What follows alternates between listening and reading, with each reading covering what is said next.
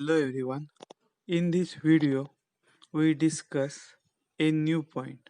In this video, we discuss a new point methods used to correlate physicochemical parameter with biological activity. आपण वेगवेगळ्या methods इथे बघणार आहोत ज्या फिजिओकेमिकल पॅरामीटर्स आणि बायोलॉजिकल ऍक्टिव्हिटी यांना कोरिलेट करतात. आता आपण एखाद्या सब्स्टिट्यूशनसाठी बरेचसे फिजिओकेमिकल पॅरामीटर मिळवू शकतो, स्टडी करू शकतो. आता ते पॅरामीटर वापरून एखाद्या लीड कंपाऊंड मध्ये काहीतरी सिंथेसाइज करून त्याचं ऑप्टिमायझेशन कसं आपण करू शकतो हे आपण ह्या पॉइंट मध्ये बघणार आहोत. म्हणजे एखाद्या लीड कंपाऊंड मध्ये त्याचे डेरिव्हेटिव्ह तयार करून त्याची जी ऍक्टिव्हिटी आहे त्यामध्ये त्या ऑप्टिमाइज कशा करू शकतो हे ह्या मेथड्स आपल्याला सांगतात. आपण सुरुवातीला लीड कंपाऊंड्सचे डेरिव्हेटिव्ह तयार करतो, मग त्यांच्या बायोलॉजिकल ऍक्टिव्हिटीज स्टडी करतो. त्यानंतर तो डाटा आहे तो आपण क्यूएसआर मेथड्सनी नंबर ऑफ क्यूएसआर मेथड वापरून तो मॅन्युप्युलेट करतो आणि मग आपण कोरिलेट करायचा प्रयत्न करतो. आता त्यासाठी पहिल्यांदा आपण हान्स अनालिसिस आपण बघणार आहोत. Hans analysis a linear multiple regression analysis ते आपण इथे डिस्कस करणार आहोत. आता हा जो पॉइंट आहे डिस्कस करण्याआधी अजून आपण काही इंट्रोडक्शन आपल्याला मिळते काय ते आपण आधी बघू. आता मी तुम्हाला ज्या नोट्स दिल्या होत्या एका कोटा युनिव्हर्सिटीच्या ज्या नोट्स दिल्या होत्या त्यामधल्या हान्स अनालिसिस आपण आधी सुरुवातीला बघू आणि मग आपलं जे मेन बुक आपण इथे रेफर करतोय the organic chemistry of drug design and drug activities त्या ह्याच्यातले पॉइंट आधी आपण नंतर डिस्कस करू. आता Hansch analysis Hansch equation is widely use theoretically method in drug design. Drug design साठी हान्स इक्वेशन हे वाइडली यूज केलं जातं. This method relates biological activity and physicochemical properties, for example degree of ionisation, molecular size, lipid solubility, etc. Most common parameters are included in Haas equation are log of p, pi, sigma, f, mr, es. Haas propose that the action of drug depending on two processes. First, the journey from the point of the entry in the body to the site of action, and secondly, interaction with receptor site.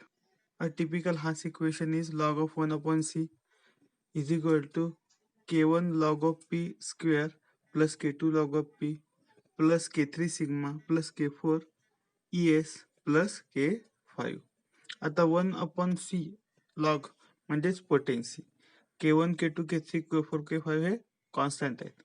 These constant would be determined by computer in order to get best fitting line.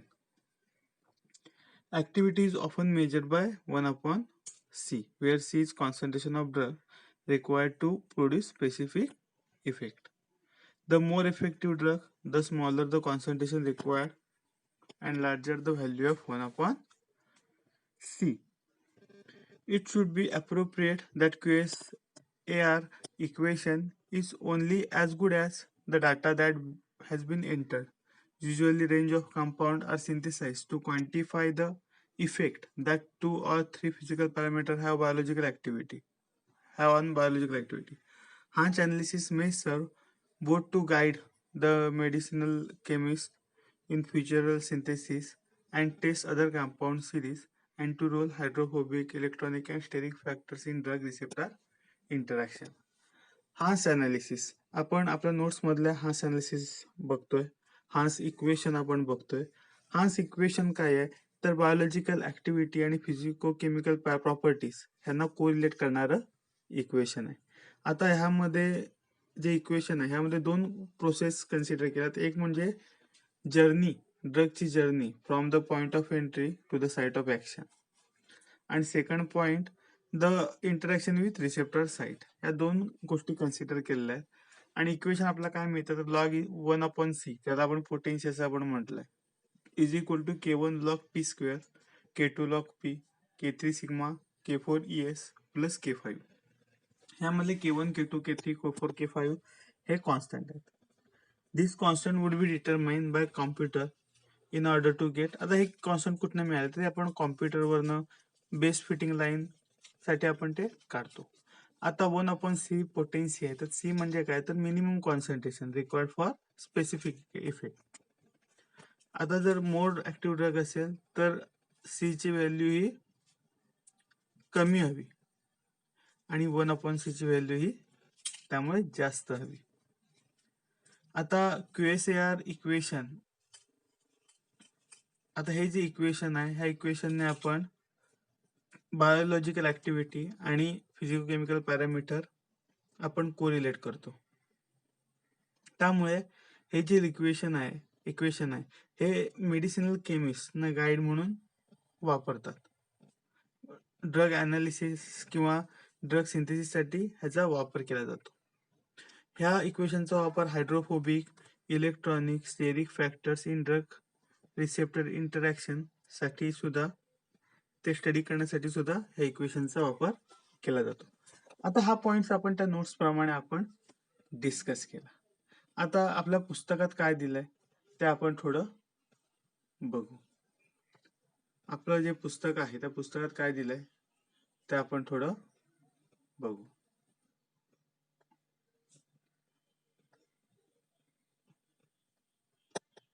आता जर तुम्ही पुस्तकामध्ये गेलात, पुस्तक refer करायला गेलात, organic chemistry जे मी तुम्हाला दिलेलं आहे, तर त्यामध्ये सुद्धा इक्वेशन आपल्याला दिलेलं आहे.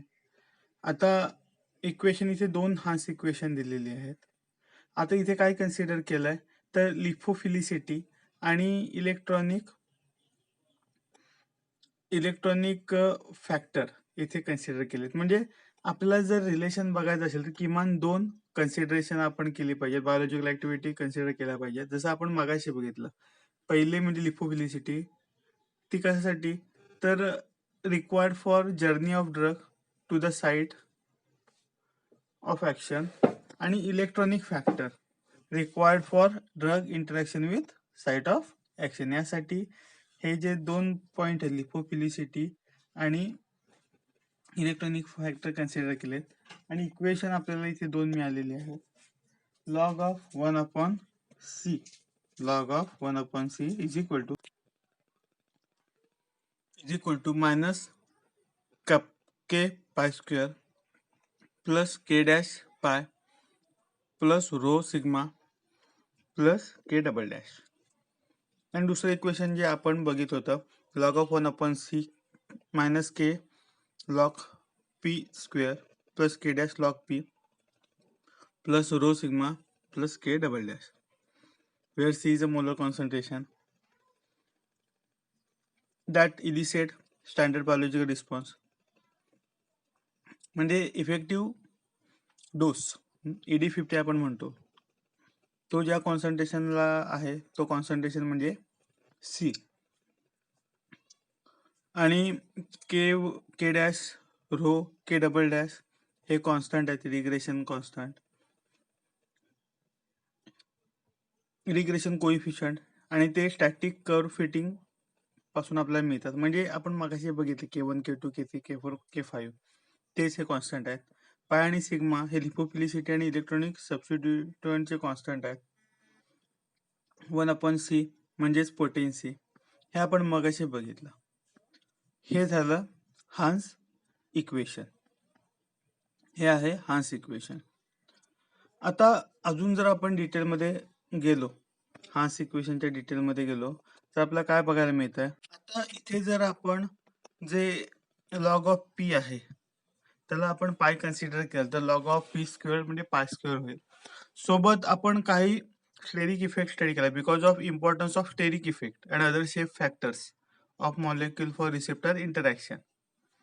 ES term and a variety of other shape, size or topographic term S have been added. आपण S ही टर्म आपण इथे ऍड करतो आणि ES ही टर्म इथे आपण ऍड करतोय. का करतोय तर स्टेरिक इफेक्ट किंवा अदर शेप किंवा साइजेस ऑफ मॉलिक्यूल जे रिसेप्टर इंटरॅक्शन इफेक्ट करतात ते कन्सिडर करण्यासाठी आपण ES ही टर्म आपण वापरतोय आणि टोपोग्राफी टर्म S, या दोन टर्म आपण ऍड केल्या तर आपले हाच इक्वेशन काय होईल बघा, log 1/c is equal to minus a pi square. आता पाय स्क्वेअर काय आहे तर pi square log p square आहे, तोच पाय स्क्वेअर घेतलाय, प्लस b पाय plus rho sigma plus c ES plus ds plus E असं इक्वेशन तयार होतं, जे तुम्हाला स्क्रीनवर दिसतंय.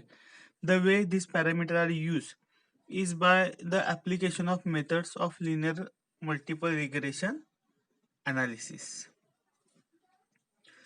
The best least square fitting of the dependent variable to linear combination of independent variable is determined. Hash analysis also called as extra thermodynamic method. हाच अनालिसिसला extra thermodynamic method असं सुद्धा म्हटलेलं आहे. Then is a linear free energy approach to drug design in congeneric series in which equations are set up involving different combination of physiochemical parameters. Several assumptions must be made when the extra thermodynamic method is utilized. आपण वेगवेगळे assumptions सुद्धा इथे मांडतो. The weakness of these methods that are parameter value must be available for substituent in the data set. A large number of compounds must be included in the analysis to have confidence in the derived equations. Expertise in statistics and computer use is essential. Small molecule interactions are imperfect models for biological system. And 5, in contrast to chemical reactions in which when you know that atom that interact with reagent, हे काही weakness सुद्धा या मेथड्सचे आहेत. ही झाली Hans analysis a linear multiple regression analysis. इथे आपण Hans equation आपण बघणार आहोत, त्यामधलं मॉडिफिकेशन बघणार आहोत. त्याला तर आपण एक्स्ट्रा थर्मोडायनामिक मेथड असं सुद्धा आपण म्हटलेलं आहे. इथे आपण linear free energy approach drug design मधला स्टडी करतो. इथे आपण काही अजम्पशन सुद्धा इथे आपण मांडतो. ह्या मेथडची स्ट्रेंथ सुद्धा काही आहे, भरपूर आहेत. The use of descriptor pi sigma ES MR हे जे आहे ते permit data collection from simple organic chemical model system to utilize for the prediction of biological activity in complex system. The prediction are quantitative with statistical confidence limit. The methods is easy to use and is inexpensive. And conclusions that are reached may be application beyond substitution including particular analysis. जसं आपण weakness बघितले तसे ह्या मेथडच्या काही strength सुद्धा आहेत. अजून काही मेथड्स आहेत, फ्री अँड विल्सन और डी नोव्हो मेथड, ही सुद्धा मेथड वापरली जाते. त्यानंतर एन्हान्समेंट फॅक्टर, नंतर मॅन्युअल स्टेप वाईज मेथड, ह्या काही मेथड्स आहेत की ज्या कोरिलेशन दाखवतात. पण आपल्या सिलेबस प्रमाणे हाच मेथड आपण ह्या व्हिडिओत डिस्कस केले. आता इथे आपण थांबूया. नेक्स्ट लेक्चरला नेक्स्ट पॉइंट आपण बघू. थँक्यू.